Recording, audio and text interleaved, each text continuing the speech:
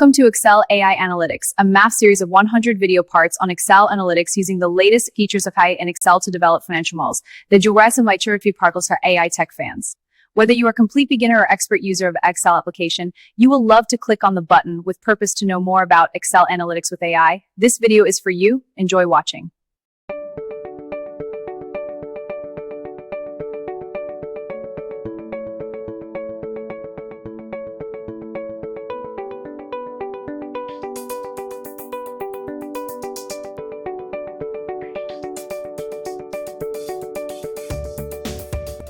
Hello friends, welcome to Excel formulas.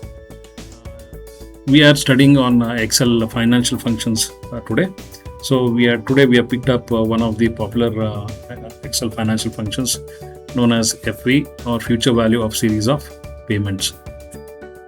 Assuming that if you have deposited $2,000 at the end of each year for 10 years in account earning 8% annual interest, what is the future value? So the formula is FE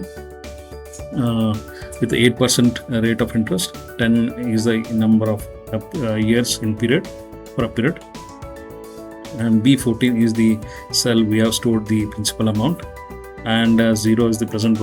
0 means at the end of the period, or 1 means at the beginning of the period.